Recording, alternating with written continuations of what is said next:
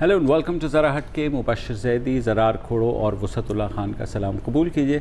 आज Islamabad high court ने साबिक़ वज़ीर आज़म नवाज़ शरीफ की वो दरख्वास्त एक बार फिर मुस्तरद कर दी जिसमें उन्होंने कहा था कि उन्हें तिब्बी बुनियादों पर ज़मानत दी जाए और अल अज़ीज़िया केस का जो फ़ैसला है जिसमें उनको सज़ा हुई थी उसको मुअत्तल किया जाए। बेसिकली ये कि तिब्बी बुनियादों पर उनको छोड़ा जाए, क्योंकि उनके वकील के मुताबिक उनको दिल के दौरे से बचने के लिए स्टंट्स डालने ज़रूरी हैं और वो स्टंट्स पाकिस्तान में नहीं डाले जाते। हाँ, तो बहरहाल वो मैं उस पर फिर आता हूँ। तो अदालत ने ये कहा कि जनाब सुप्रीम कोर्ट ने भी आपको मौका दिया था 6 हफ्ते का, मगर आपने उस वक्त नहीं किया, तो अब जो है क्या करेंगे। तो मैंने कहा चले फिर ज़मानत मुस्तरद कर दी। एक इंटरेस्टिंग डायलॉग भी हुआ। जस्टिस मोहसिन अख्तर कियानी ने पूछा कि भाई क्या ये इलाज पाकिस्तान में मुमकिन नहीं है, पाकिस्तान में बहुत से काबिल डॉक्टर भी हैं। ख्वाजा हारिस ने कहा कि जनाब ये जो है बाहर ही हो सकता है। उसके बाद एक उन्होंने स्ट्रेंज सी एक तावील भी पेश की ख्वाजा हारिस ने। उन्होंने कहा जैसे पाकिस्तान इंडिया के मैच में बहुत टेंशन होती है, हाँ, तो ऐसे ही समझ लीजिए कि दूसरी टीमों के साथ जब हम खेलते हैं तो उतनी टेंशन नहीं होती, लेकिन वो उन्होंने एक लाइटर आर्गूमेंट सॉर्ट ऑफ, तो अदालत ने उसका इंटरप्रेट किया। हाँ, अदालत को भी नहीं समझ आई ना। उन्होंने ये कहा कि आप ये कहना चाहते हैं कि नवाज़ शरीफ तो इलाज कराना चाहते हैं, मगर यहाँ जो डॉक्टर हैं वो सही से इलाज नहीं करा, वो इसकी जिम्मेदारी नहीं लेना चाहते। तो वो मिसाल की समझ नहीं आई, तो मुझे एक्सप्लेनेशन की कहाँ समझ इसलिए तो कोर्ट ने रिफ्यूज़ किया ना। हाँ, अच्छा, नैब के वकील ने भी कहा कि जी जेल में उनका बेहतरीन इलाज हो रहा है, तो उस पर अदालत ने कहा तो तमाम लोगों का फिर जेल में इलाज करा देते हैं, क्योंकि अगर बेहतरीन इलाज जेल में ही होता है। हाँ। तो खैर उसके बाद 60% उन्होंने कहा कि उनकी जान ख़तरे में है। ख्वाजा हारिस ने, जो नवाज़ शरीफ साहब के वकील हैं, 60% से मुराद उन्होंने यही कहा उनको डायबिटीज़ भी है, मेरे मौकिल की 60% जान खतरे में है जी, या जान को खतरा 60%, जान को खतरा या जब आप कह सकते हैं कि आधी जान निकल गई तो 60% जान खतरे में भी तो हो सकती है ना। मुझे क्या बंदे ने बात कह दी यार, अब इस पे आप पकड़े जाओगे यार। हाँ यार, ये वैसे बाकी 40% जान खतरे से बाहर है। हाँ, 60%। इंटरेस्टिंग। कोई लोग होते हैं कि अगर आपने अल्लाह उनकी पूरी जान ही किसी मतलब वो तोते या बिल्ली में भी होती है, इस तरह की आपने कहानियां भी सुनी होगी। अच्छा, उसके बाद मरियम नवाज़ शरीफ का एक सीरीज़ ऑफ ट्वीट्स आए, एक एंग्री रिएक्शन जो कि हमेशा आता है कि जिस शख्स से इस मुल्क में अवाम की हाकमियत की बात की और आईन और कानून की हुक्मरानी के लिए डट गया, इस शख्स पर इंसाफ के तमाम दरवाजे बंद कर दिए गए हैं। मगर याद रहे, जुल्म जब हद से बढ़ जाता है तो मिट जाता है। कुफ्र का निज़ाम तो चल सकता है, जुल्म का नहीं। मैं इस जुल्म के ख़िलाफ़ आवाज़ उठाऊँगी, लड़ूँगी, आखिरी हद तक जाऊँगी। अवाम के हकीकी नुमाइंदे नवाज़ शरीफ को इंशाअल्लाह इंसाफ दिलवा कर रहूँगी। जिन चीज़ों से तुम डरते हो मैं नहीं, बहुत जल्द अवाम के सामने आ जाएगा कि नवाज़ शरीफ के साथ क्या खेला गया।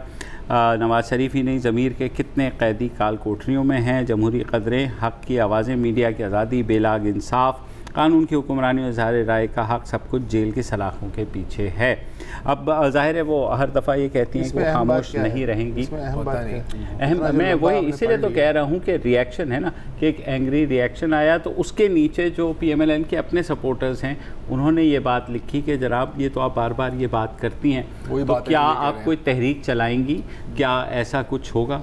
और ज़ाहिर तहरीक चलाने की एक जिम्मेदारी भैया है। जेल में तो मोहम्मद मुर्सी को सहूलतें नहीं मिली तिब्बी, उसे कहा जा सकता है। उसको तो बेचारे को तो एक्चुअली कत्ल एग्जैक्टली। अच्छा, आसिफ अली जरदारी साहब के प्रोटेक्शन ऑर्डर जारी हो गए थे और वो भी आज असेंबली में मौजूद थे। आपको उनकी स्पीच से क्या फीलिंग आती है? क्योंकि बहुत इतनी कोई उतनी अग्रेसिव स्पीच नहीं थी जितना लोग शायद तवक्को कर रहे थे। ये भी बात की कि जी इकोनॉमिक पॉलिसी को ओनरशिप देनी चाहिए। मैंने उनका एक छोटा सा टुकड़ा काटा है ताकि आपको अंदाज़ा हो जाए कि उनकी स्पीच क्या फीलिंग आती है। चले दिखाएं। पहले सुन लें कि जरदारी साहब ने आज कहा क्या। हाँ, आम लोग जो हैं वो खौफजदा हैं कि जी जरदारी साहब पकड़े जा सकते हैं तो फिर हमारा क्या बनेगा। ये सोचने की बात है, समझने की बात है। इनको सोचना चाहिए, समझना चाहिए, और जो ताकतें इनको लेके आई हैं उनको भी सोचना चाहिए।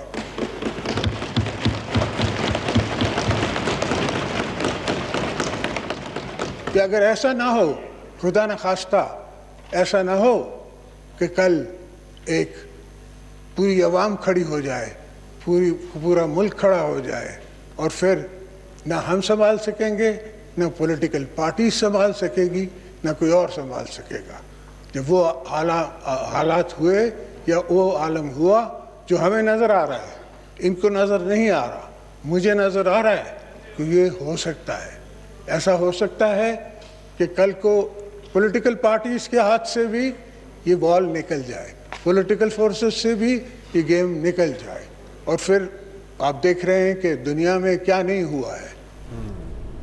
जरदारी साहब ने कहा कि लोग कह रहे हैं कि जरदारी साहब अगर पकड़े जाए। हाँ, नहीं, इस बात की भी मुझे उतनी समझ आ रही है, मतलब ये मुझे वो पाकिस्तान इंडिया वाली जो मैच की बात समझ आ रही है। कहना यही चाह रहे थे कि हालात ऐसे हैं कि ईंट से ईंट बच सकती है। कहने का मतलब है कोई आकर के जो है ना बिसात ही वो कर दे और कह के बस यार खेल खत्म। तो वो अच्छा, एक चीज़ है जिस पर थोड़ी सी वजाहत पे खल करने की ज़रूरत है कि उन्होंने ये भी कहा था कि अगर आपके पास 5 लाख से ज़्यादा है आपके चेकबुक से मुराद बैंक अकाउंट में, तो FBR का नोटिस आपको आएगा 50 लाख। ये इन्होंने 5 लाख कहा है। हाँ, लेकिन 50 लाख ये क्यों इस तरह कह रहे हैं, क्योंकि मेरा ख्याल है कि तमाम मीडिया ने 1 0 इसमें से ड्रॉप कर दिया था। जो होना था 5 मिलियन उसको 5 लाख कर दिया, हालांकि ये 50 लाख 50 लाख जिनके अकाउंट्स में भी 50 लाख हैं, उन सब की तफसीलात बैंकों ने FBR को दे दी है, लेकिन 50 की बात हो रही है, 5 की बात नहीं हो रही। इसको मैं इसलिए क्लियर कर रहा हूँ क्योंकि इस पे काफी कंफ्यूजन, तो जरदारी साहब को क्लियर कर दें। देख रहा हूँ वो 5 अरब की गेम। बाकी ये कि आज सुना है कि वो जो असद उमर साहब है, उन्होंने जहांगीर तरीन का नाम लिए बगैर उनको हमले का निशाना बनाया। नहीं, अब आप जो है ना तनकीद कोई बता रहा था, अब अगर हम कहेंगे जज सहाफत तो फिर देखिए उन्होंने बेसिकली ये बजट में से निकाला। उन्होंने कहा कि जो चीनी के ऊपर पैसे बढ़ाए गए हैं वो गलत हैं, वापस लेने चाहिए। उन्हें मिसाल भी दी, सुन लेते हैं उन्होंने क्या कहा असद उमर साहब। पहली कीमतें बढ़ रही हैं, इसके अंदर टैक्स का इजाफा करना मेरे ख्याल में मुनासिब बात नहीं है। ये एक आम आदमी की चीज़ है, और ये भी मैं बताऊं, ये भी मैंने शेख रशीद से ही सुना पहली दफ़ा कि हम तो चीनी लेते हैं कि मीठी चीज़ें खाएंगे और उससे मज़ा आएगा, हमारा खाना मज़ेदार होगा, लेकिन ये उसकी जो खुराक है, उसको जो तवानाई चाहिए, ये उसका भी एक हिस्सा है। वो चीनी, जैसे हमेशा कहते हैं, मेरियट वाले सब कहते हैं मेरी चाय में चीनी ना डालना, लेकिन गरीब के होटल के ऊपर जब वो बैठता है तो कहता है 4 चम्मच चीनी डालना, क्योंकि वो उसकी तवानाई का हिस्सा है। तो एक तो ये चीनी के ऊपर मेरे ख्याल में टैक्स जो है ये मुनासिब नहीं है जो बढ़ाया गया है, इसको वापस करना चाहिए, और तहकीकात भी करनी चाहिए कि ये तेजी से चीनी की कीमतें क्यों बढ़ रही हैं, इसके ऊपर भी तहकीक करनी चाहिए। अल्हम्दुलिल्लाह यहाँ पे इस हॉल के अंदर जितने भी लोग रिप्रेजेंटेड हैं, सभी के नुमाइंदगान हैं। आज सिर्फ हॉल वाले ही आपस में बैठ जाएं तो मेरे ख्याल में कुछ हल निकल आएगा। इसी तरीके से खाने की पकाने का जो तेल है, खुर्दनी तेल और घी की कीमतों के ऊपर जो टैक्स लगाया गया है, मेरे ख्याल में वो भी मुनासिब नहीं है। और ये चीनी और खुर्दनी तेल, घी के जो ऊपर टैक्स लगाए गए, इसकी आप टोटल मद आप उठा के देख लें तो वो ना होने के बराबर है, वो कुछ भी रकम नहीं बनती है। तो मेरी रिक्वेस्ट है हफीज शेख साहब से कि जब वाइंडिंग अप करें तो इसके अंदर जो है ज़रूर इसको रिकन्सिडर करें। इसी तरीके से छोटी गाड़ियाँ जो हैं, हमने FED बढ़ाई थी महंगी गाड़ियों में, छोटी गाड़ियों के ऊपर, अब ऑल्टो के ऊपर भी हमने FED बढ़ा दी है। जैसे मैंने कहा कि इस वक्त जो सूरत हाल है उसमें मुतवस्सित तबका भी है, वो भी एक मुश्किल से गुजर रहा है। मेरे ख्याल में इस कदम को भी दोबारा इसकी नजरसानी करने की ज़रूरत है। हाँ, आप बताएं जहांगीर तरीन के ऊपर बात। राशन पानी लेके आप दोनों मुझ पे चढ़ गए। इस जुमले, ये जो जुमला है इनका असद साहब का, ये जरा इसका मतलब मुझे बता दें, इसकी भी छानबीन होनी चाहिए कि चीनी की कीमतें इतनी तेजी से कैसे बढ़ रही हैं। पहले ये बता दें फिर। ये जहांगीर तरीन के ऊपर नहीं है, ये चीनी की शदीद तरीन इजाफा जो हुआ है उसकी कीमत में उसके ऊपर है। आप पता नहीं क्यों आगे निकल जाते हैं। To be fair, yes, Jahangir Tareen is one part of it, लेकिन क्या शहबाज शरीफ साहब की चीनी की मिलें नहीं हैं? क्या जरदारी साहब की चीनी की मिलें नहीं हैं? क्या नहीं, जरदारी साहब की लेट्स बी, तो उन्होंने उसकी तरफ इशारा किया कि पार्लियामेंट के अंदर ही लोग अगर मिल करके बैठ जाएं तो इसका हल। मैं तो कहता हूँ एक और कमेटी बना दो इसमें। हाँ, क्या ख्याल, इसमें क्या गलती है? हाँ, हम कमेटी के बारे में सोचते हैं, पहले से एक छोटा सा वक्फा लेते हैं।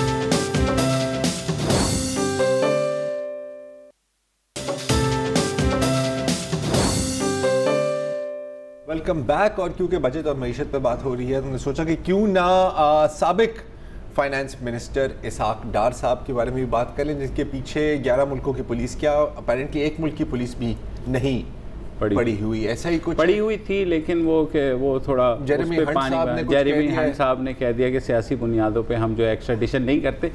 मुझे समझ नहीं आती कि वज़ीर-ए-आज़म के मुशीर जो हैं शहजाद अकबर साहब, वो क्यों इतने कॉन्फिडेंस से कह रहे थे? मेरे ख्याल में वो नहीं होता था, आपको काउबॉय मूवीज़ में ना पहले ही फायर हो जाते थे। और वही बंदा था जो मर जाता था फिर। अब वो जेरेमी हंट साहब जो हैं वो उनके साथ खड़े होके शाह महमूद कुरैशी के साथ प्रेस कॉन्फ्रेंस करके उन्होंने क्लैरिफाई कर दिया इस चीज़ को। उससे एक दिन पहले शहजाद अकबर साहब ने कहा कि मुआहिदा हो गया एक्स्ट्राडिशन का और जल्दी इसहाक डार मुल्क में होंगे। अच्छा, मेरा ख्याल इसमें एक टेक्निकल पॉइंट बनता है कि मुआहिदे के मुताबिक मेरा ख्याल है कि अगर आप साबित कर सकें कि मनी लॉन्ड्रिंग का ही केस है to the satisfaction of the British authorities, तो फिर ही कोई एक्स्ट्राडिशन और बनती है। मनी लॉन्ड्रिंग के लिए एक बहुत बड़ा प्रोसीजर होता है, उसमें आपको कम से कम अपने कोर्ट से कन्विक्शन लेनी होती है। तो मोरल ऑफ द स्टोरी है कि इसहाक डार फिलहाल नहीं आ रहे। हाँ, वो तो जाहिर। अच्छा, लेकिन इसहाक डार साहब इंटरव्यूज दे रहे हैं। हाँ, इंटरव्यूज दबा के दे रहे हैं। आपको पता है अभी एशिया टाइम्स में उनका एक इंटरव्यू पढ़ा जा रहा था, और आपको पता है कि जो बहुत बड़ी तनकीद की जाती है, और ये थोड़ा सा एक कंट्रोवर्शियल पॉइंट भी बन गया है, पता नहीं क्यों, कि इसहाक डार के दौर में डॉलर को कंट्रोल करके रखा हुआ था artificially by pumping in State Bank Pakistan के रिजर्व्स, ठीक है, यानी कि डीवैल्यूएशन को रोका हुआ था। तो एशिया टाइम्स के इंटरव्यू में उनसे भी यही पूछा गया कि जी ये जो पीटीआई है ये कैसे चला रही है मुल्क, तो वो आ गए इमीडिएटली डीवैल्यूएशन पे कि जी ये डीवैल्यूएशन की एक्सपोर्ट्स नहीं बढ़े और इससे फिर इन्फ्लेशन होती है और ये होगा। और फिर वेनेजुएला का हवाला दिया कि यार उनके पास हर जगह तेल ही है, अगर वो तबाह हुए हैं वो सिर्फ और सिर्फ डीवैल्यूएशन की वजह से तबाह हुए हैं। ये है इसहाक डार साहब का कहना। मेरा ख्याल है कि दुनिया के तमाम इकोनॉमिस्ट्स एक साइड पर हैं इस पर, और इसहाक डार साहब एक साइड पर हैं, क्योंकि अगर आप वेनेजुएला के जो सदर हैं मदुरो और जो साबिक सदर हैं शावेज, उनके आप साथियों से पूछे, वो कहते हैं कि जी हमारे ऊपर क्योंकि तेल की प्राइसेस गिरी हैं और अमेरिका हमारे ऊपर इकोनॉमिक वॉरफेयर कर रहा है, इसीलिए हम तबाह हैं। उनके जो मुखालफीन हैं वो कहते हैं कि जी क्योंकि ये लोग नाअहल हैं, इनसे हुकूमत इकोनॉमी चलाई नहीं गई, डीवैल्यूएशन की कोई बात नहीं कर रहा, सिर्फ यार जेहल की कैटेगरी में नोबेल इनाम होता है क्या? होना चाहिए। जेल की कैटेगरी में भी होता है नोबेल इनाम? होगा नहीं होता। एक डार्विन, वरना मिल चुका होगा। डार्विन अवार्ड्स के नाम से एक चीज है जो दुनिया के सबसे बेवकूफ लोगों को मिलती है। इस पर भी वैसे किसी दिन सेगमेंट कर लेना चाहिए, बड़ा मजेदार है। अच्छा, हफीज शेख साहब ने कुछ दिन पहले, मेरे ख्याल इस इंटरव्यू से ही पहले सवाल पूछा गया था कि पिछले दौर में जो इकोनॉमिक मैनेजमेंट थी वो कैसी थी और अभी पाकिस्तान की स्टेट क्या है। तो दबे अल्फाजों में थोड़ा सा इसहाक डार के ऊपर भी उन्होंने एक बात की है, सुन लीजिए। And the gap between what you are importing and exporting had reached like, I don't know, a very high number, like $40 billion. So you have no capacity to generate the dollars to pay back your loans. You are importing virtually everything. Your exports are zero.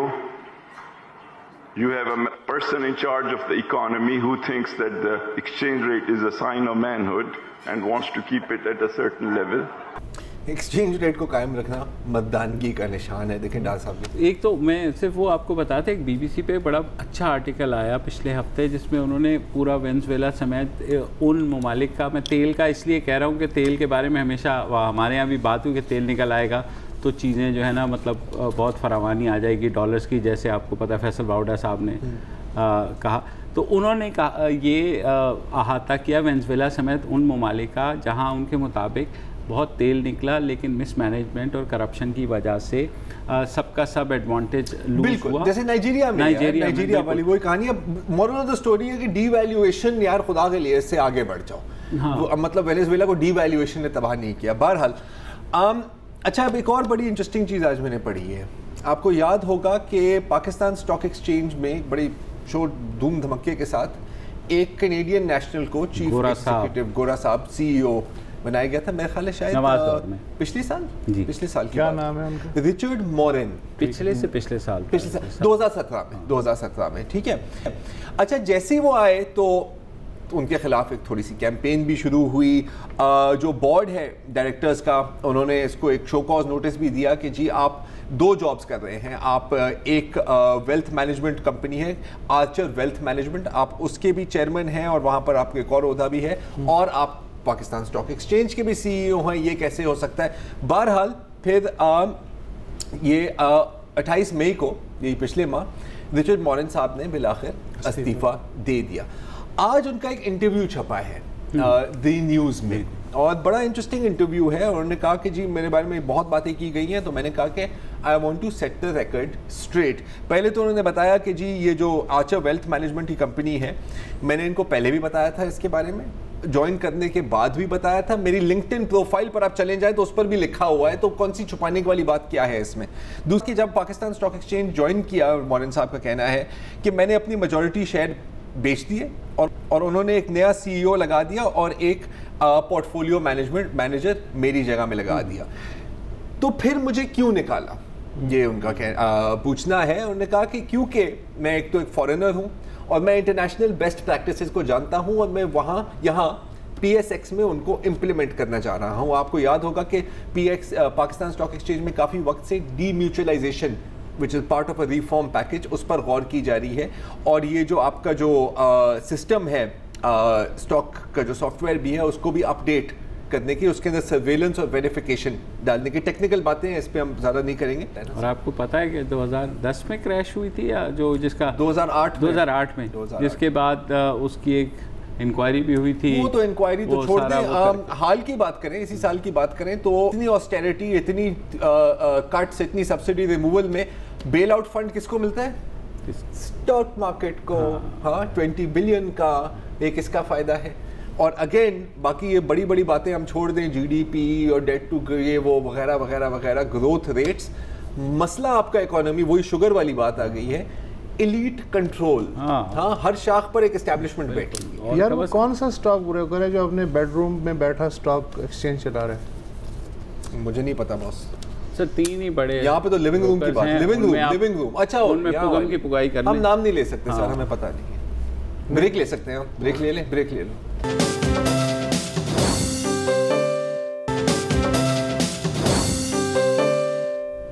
Welcome back. और गुज़िश्ता हफ्ते की ख़बर थी जो हमसे चूक गई थी, बल्कि पाल में पड़ी हुई थी, तो हमने सोचा कि आज उसको हम ख़बर क्यों ना सुना दें। आपको याद होगा गुज़िश्ता माह एक MPA थी बलूचिस्तान की, महजबी शीरान, वो अपने बच्चे को लेकर के हाउस में चली गई, जिस पर ख़ासा शोर व गोगा हुआ।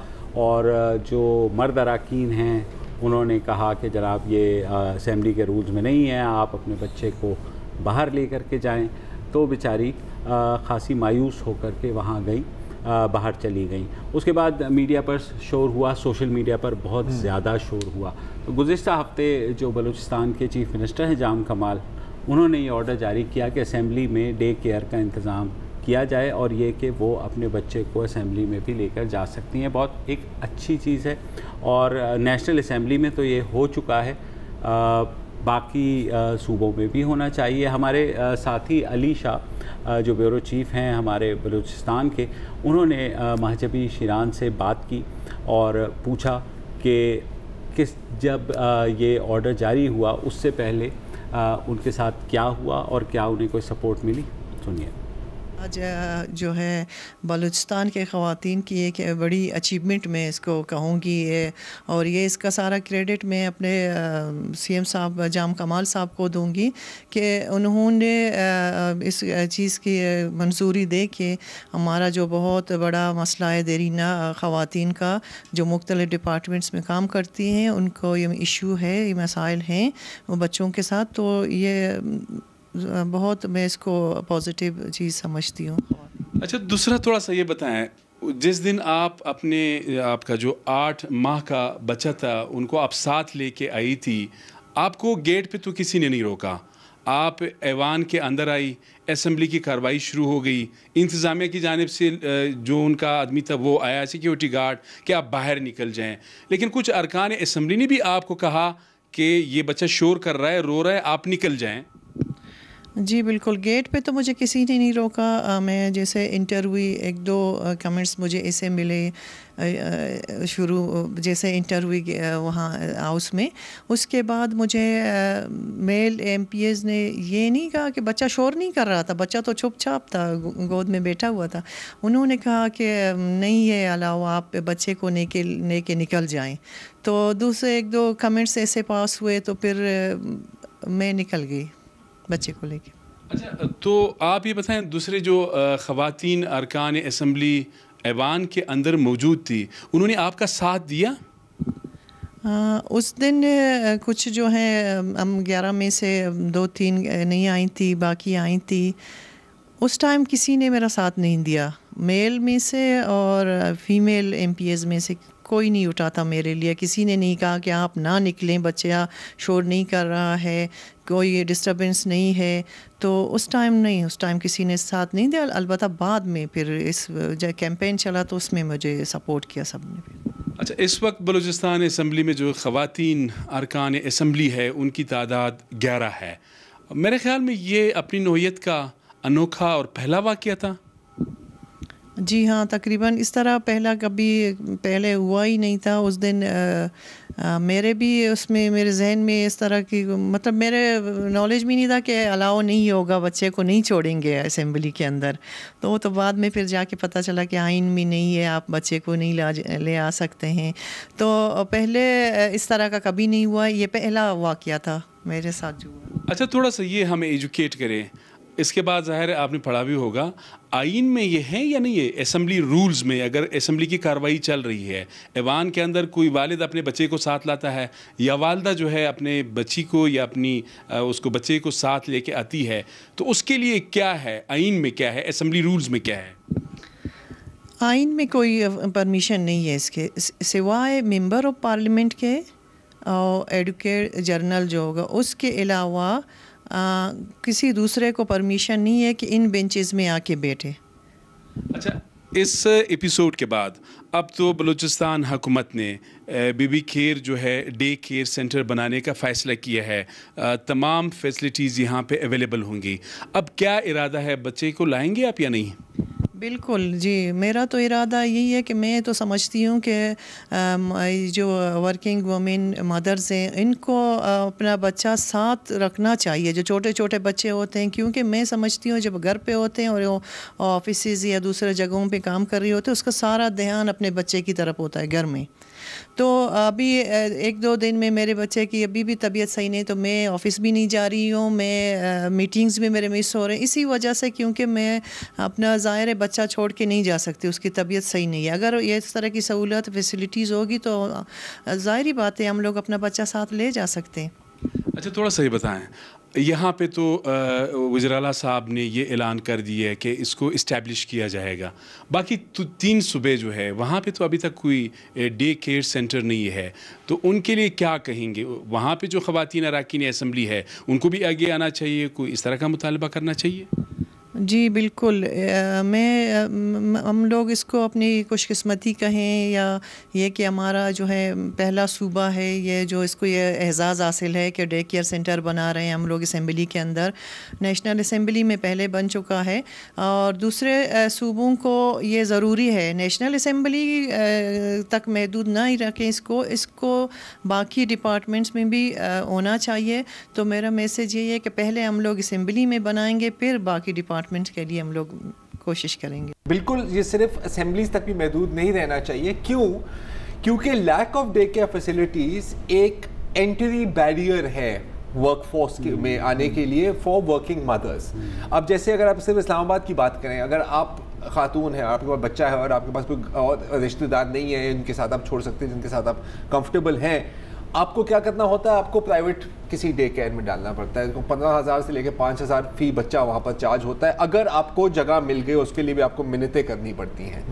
तो ये एक बहुत बड़ा रीज़न होता है कि वर्किंग मदर्स जो काम करना भी चाहती हैं, आपकी मईशत में कंट्रीब्यूट करना चाहती हैं, वो नहीं कर सकती। और ये 1 करोड़ रोज़गार दे रहे हैं खान साहब, उसमें से हज़ारों लड़कियों को ट्रेन किया जा सकता है कि डे केयर सेंटर आप चलाएं, आप भी रोज़गार आपको भी मिलेगा, और बाकी जो वर्किंग वुमेन है तकरीबन 20 to 25% जो वुमेन पावर है वो भी आज़ाद होकर काम कर सकते हैं। बिल्कुल, और यहाँ आप 2 जगह पे एम्प्लॉयमेंट भी जनरेट कर रहे हैं, बिल्कुल विन विन सिचुएशन है जी। ब्रेक ले लेते हैं और ब्रेक के बाद ज़रा मुल्क से बाहर भी नज़र दौड़ाएंगे।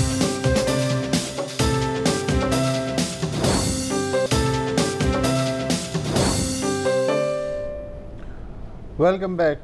खलीज फ़ारस बिलखुसूस आबना हुर्मुज़ में टेंशन अमेरिका और ईरान के दरमियान एक नए लेवल तक पहुंच गई है, क्योंकि आज तस्दीक की पेंटागन ने कि ईरान ने जनूबी सूबा हुर्मुज़गान में इंटरनेशनल फ़ज़ा में बकौल पेंटागन के और ईरान के ख़्याल में ईरानी हुदूद के अंदर एक RQ-4 ग्लोबल हॉक ड्रोन जो है वो मार गिराया। खासा महंगा ड्रोन, $120 मिलियन का ड्रोन है, $120 मिलियन का नुकसान कर दिया अमेरिका का।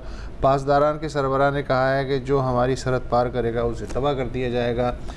सदर ट्रंप ने ज़ाहिर है इसका नोटिस लेते हुए कहा कि ए तुसी चंगा नहीं कीता और आप जो हैं इंतज़ार करेंगे क्या होने वाला है। लेकिन बाद में अपने ही कमेंट को टोन डाउन करने के लिए जो कनाडा के वज़ीर आज़म हैं उनसे मुलाकात के दौरान उन्होंने कहा कि मुझे ये लगे कि ये ईरानियों ने गलती से ये हरकत की है, इसलिए कि जानबूझ के शायद उन्होंने नहीं किया होगा, इतना भी पागल होगा जिसने ये अपने तौर पे फैसला किया होगा। तो इसका मतलब है कि वो भी एक ख़ास लेवल से आगे नहीं जाना चाह रहा है। अच्छा, ऐसा लग रहा ट्रम्प ये लोगों को शायद ये बात अजीब लगे, लेकिन ये एक्चुअली मेरा नहीं ख्याल कि ये चाहता है कि बाकायदा जंग हो ईरान के साथ, क्योंकि अगर आपको याद तो चाहता कौन है यार, मेरा ख्याल है कि न्यूयॉर्क को जॉन बोल्टन मुच्छी वाले सरदार, वो तो सिक्योरिटी एडवाइजर आपकी जो चाहता है अमेरिकन एस्टैब्लिशमेंट मेरा ख्याल है ज़रूर चाहती है। नियोकॉन्स वो तो सालों से पीछे लगे हुए हैं, उस पर भी आते हैं। लेकिन जहाँ तक ट्रंप की बात है, देखो उसका जो पूरा एक कैंपेन का भी स्टांस था कि यार अच्छा ये नहीं कि भाई मैं दुनिया में अमन चाहता हूँ और मतलब ये बंदूकें नहीं होनी चाहिए, स्कूल होने चाहिए, ऐसा नहीं है। वो कहता है यार इतना नोट खर्चा जा रहा है, क्यों, क्या क्या मिला है हमने, अफगानिस्तान में बिलियंस खर्च दिए, कख नहीं मिला, इराक में पैसे ज़ाया हुए, वो पैसे बचाने के चक्कर में है। लेकिन जो भी है the means justify the ends ना। तो ओमान के वो जो टैंकर के ऊपर भी जो हमला हुआ था, उसके बाद भी आपको पता है पेंटागन और बोल्टन तो कह रहा था कि बस अब तो गेम ऑन है, और ट्रंप ने कहा कि यार कोई इतनी बड़ी बात नहीं है, चिल करो यार भाई। अभी भी ट्रंप कह रहा है यार चिल करो। तो ट्रंप नहीं चाहता कि अटैक हो, लेकिन एक अमेरिकन ड्रोन गिरा है तो उसने ये भी कहा है, एक उसकी मैं भी क्लिप सुन रहा था कि जी यू विल सी सून, उससे सवाल पूछा गया कि जी आप क्या हमला होगा ईरान पे, उसने कहा कि आप देखेंगे कुछ तो हमें करना पड़ेगा। कहीं ना कहीं कुछ ना कुछ इन्हें करना पड़ेगा, कार्रवाई तो डालनी पड़ेगी। बिल्कुल। बकौल doctor Shahid Masood 2-3 Tom cruise missile जो हैं, 2-3 शायद टॉम क्रूज मिसाइल चल जाएं, वो मिशन इम्पॉसिबल नहीं है, ये ऐसा हो सकता है। अब जहां तक पूरी ये जो एक सिचुएशन बनी हुई है, पहली दफ़ा नहीं है कि यूएस का ड्रोन वहाँ पर गिरा है। एक दफ़ा आपको याद है कि 2011 में भी एक ड्रोन को शायद हैक करके लैंड कराया था, फिर उसको पुर्जे करा के अपने रिवर्स इंजीनियरिंग करके अपना ड्रोन बना लिया। थर्ड कॉपी के ड्रोन्स इन लोगों ने बना दिए।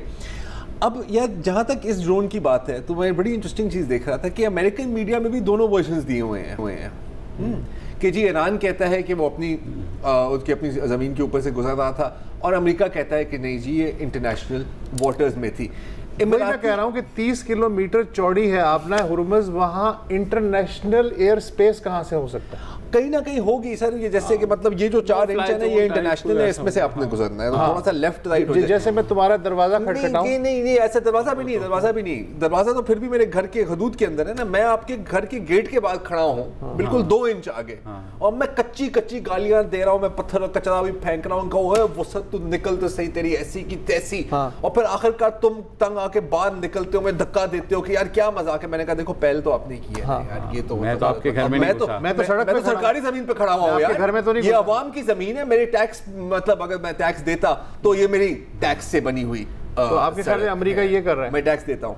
हाँ, आपके ख्याल में? मेरा ख्याल है अमेरिका यही कर रहा है। बिल्कुल। ट्रंप साहब जो हैं वो उनके साथ वैसे अच्छा हो नहीं रहा है, इसलिए कि अभी आज ही कोई 1.5 घंटे पहले अमेरिकी सेनेट ने, ट्रंप साहब ने, आपको याद होगा कि सऊदी अरब के लिए कहा कि इसको ईरान से फौरी ख़तरा है, इसलिए हंगामी तौर पे $8 अरब का अमेरिकी असला फौरी के तौर पे जो है जाना चाहिए, और तो हमारे भाई कांग्रेस को बाईपास करना चाह रहे थे। आज अमेरिकी सेनेट ने अब से कुछ देर पहले कोई 8 वोटों की अक्सरियत से ट्रंप को रोक दिया है कि भाई साहब आप हमारे नोटिस में लाए बगैर, हमारे मशवरे के बगैर ये डील आगे नहीं बढ़ा सकते।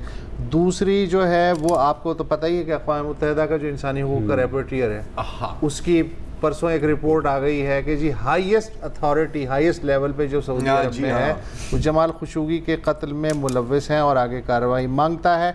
तीसरी जो खबर आई है वो बरतानवी कोर्ट ऑफ अपील की तरफ से आज आई है, लंदन से आज ही, और उसने फ़ैसला किया है कि यमन में इस्तेमाल के लिए सऊदी अरब को बरतानवी हथियारों की फ़रोख्त गैर कानूनी है, इसको फौरी तौर पर रोका जाए।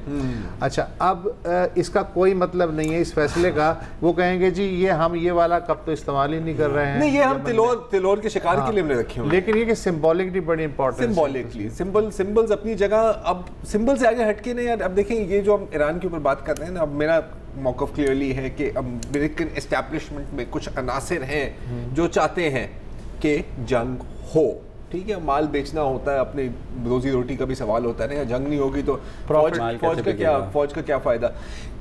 2017 में एक खबर आई थी और बहुत कम इसको कवरेज मिली थी कि यूएस की जो एक इदारा है CIA, आपने नाम सुना होगा उसका, सेंट्रल इंटेलिजेंस एजेंसी, जी, जिसका सदर में दफ्तर है तफ्तीश वाला, वही CIA, वो मतलब वो उसकी चाइना कॉपी। उन्होंने एक स्पेशल यूनिट बनाया जिसका नाम था ईरान मिशन सेंटर, और उसका पूरा काम ही था to focus on taking down Iran. अच्छा, इसका जो सरबराह है वो बड़ी इंटरेस्टिंग बंदा है, उसका नाम है डैंड्रिया। अपेरेंटली वो खुद मुसलमान है, उसने किसी मुस्लिम खातून से भी शादी की है। 60s और 70s में उसने कोई पूरे मिडल ईस्ट में अंडर कवर ऑपरेशंस में हिस्सा भी लिया है और चलाए भी हैं, और in fact he was the one person in charge कि ग्लोबली जो दहशतगर्दों और मुबैना दहशतगर्दों की जो हंट किया है अमेरिका ने, he was the one in charge. तो मतलब एक चीज़ होती है कि अगर कुछ कह रहा है कि यार नहीं, लेकिन कभी कभी जो मशीन होती है ना उसकी एक वॉर ऑफ शैडोज तो हमेशा जारी रहती है, वॉर ऑफ शैडोज, लेकिन ये चीज़ अब शैडोज से बाहर निकल गई। बिकॉज देखो ये चीज़ पब्लिकली अनाउंस हुई थी, CIA को क्या जरूरत है पब्लिकली अनाउंस करना कि सर हमने एक यूनिट बनाया हुआ है ईरान के खिलाफ, काम तो कोई फर्क नहीं पड़ता, अनाउंस करें ना करें, वॉर ऑफ शैडोज तो चलती है, वॉर ऑफ शैडोज चलती रहती है, लेकिन कभी कभी वो शैडो से बाहर आ जाती है। और मेरा ख्याल है कि इन लोगों की पूरी कोशिश यही रहेगी, जॉन बोल्टन और नियो कॉन्स का। और जिस तरह वो कह रहे हैं गलती से मिस्टेक हो गई है उनसे, तो अमेरिकन से हमेशा ही गलती से मिस्टेक होती है, चाहे वो अफगानिस्तान हो, चाहे इराक हो, ईरानियन एयरलाइनर को गलती से बाय मिस्टेक गिरा दिया था, 1980s की बात है। वो तो बहुत अफसोसनाक वाक़या था। उस पे तो जो वो हैं सदर रेगन या बुश जो भी थे, आई थिंक रेगन था, उन्होंने माजरत की थी, बिल्कुल माजरत, कॉम्पनसेशन कभी दी थी। हाँ, एक वक्फा तो अब हम नहीं है यार, अब शो मेरा दिल चाह रहा है, आपका दिल चाह रहा है कि वक्फा लें, इसके बाद प्रोग्राम लंबा करने का प्रोग्राम है, लेकिन उसको हम कल देख लेंगे। अस्सलाम वालेकुम, अगर आपको हमारे शो पसंद आया है तो प्लीज़ हमारे YouTube चैनल को सब्सक्राइब करें, और अगर मुनासिब समझे तो इस वीडियो को लाइक भी कर लें, तो कोई हर्ज नहीं है, और शेयर भी कर लें और कमेंट भी कर दें, वरना वो सब ऐसे ही लिखते रहें। और ये जो दोनों कह रहे हैं ये कर लें जी प्लीज़, नहीं तो हमें भी घर जाना है, मैं आपके कंप्यूटर में नहीं रहना 24 घंटे। सही बात।